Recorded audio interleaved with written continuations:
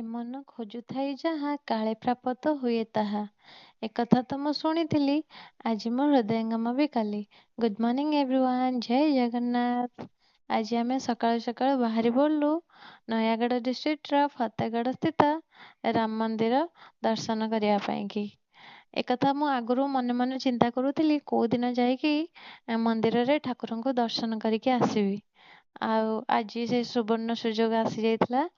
ଆମେ ସମସ୍ତେ ବାହାରି ପଡ଼ିଥିଲୁ ନୟାଗଡ଼ ଅଭିମୁଖେ।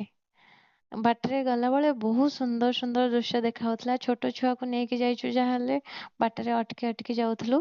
ଯିବା ସମୟରେ ବାଟରେ ବର୍ଷା ଏତେ ଜୋରରେ ହେଇଥିଲା, ମନେ ମନେ ଭାବିଥିଲି ଆଜି ଠାକୁରଙ୍କର ଦର୍ଶନ କରିପାରିବି କି ନାହିଁ। ଏଇ କଥା ଭାବୁ ଭାବୁ ଫାଇନାଲି ଆମେ ଯାଇକି ମନ୍ଦିର ପାଖରେ ପହଞ୍ଚିଗଲୁ। ମନ୍ଦିର ପହଞ୍ଚିବା ସାଙ୍ଗେ ସାଙ୍ଗେ ଆମେ ଯାଇଥିଲୁ ଦୀପ ଲଗେଇ ଠାକୁରଙ୍କ ଦର୍ଶନ କରିଥିଲୁ। ଦର୍ଶନ କରିସାରିବା ପରେ ପରେ ପହଡ଼ ପଡ଼ିଯାଇଥିଲା। ମନ୍ଦିରରେ ଠିକ୍ 12ଟାରେ ପହଡ଼ ପଡ଼ିଯାଏ, 3ଟାରେ ଖୋଲେ। ଠାକୁରଙ୍କ ଆଶୀର୍ବାଦ ଆମର ବଡ଼ ସୌଭାଗ୍ୟ, ଆମେ 12ଟା ପୂର୍ବରୁ ପହଞ୍ଚିକି ଠାକୁରଙ୍କର ଦର୍ଶନ କରିଥିଲୁ। ଦର୍ଶନ କରିସାରି ଆମେ ଅନ୍ନପ୍ରସାଦ ସେବନ କରିଥିଲୁ। ଠାକୁରଙ୍କର ପ୍ରସାଦ ସେବନ କରିସାରି ଆମେ ସେଠି ସୁନ୍ଦର ପ୍ରାକୃତିକ ଦୃଶ୍ୟର କିଛି ଫଟୋ ମଧ୍ୟ ଉଠେଇଥିଲୁ।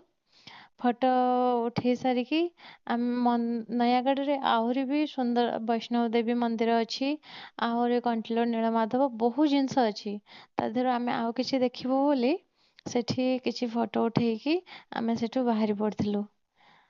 କିନ୍ତୁ ସେଠୁ ମନ ଲାଖି ଯାଉଥିଲା, ବାହାରିବାକୁ ତ ଇଚ୍ଛା ହେଉନଥିଲା, କିନ୍ତୁ ଫିର୍ ବି ଆମେ ବାହାରିକି ଆସିଯାଇଥିଲୁ।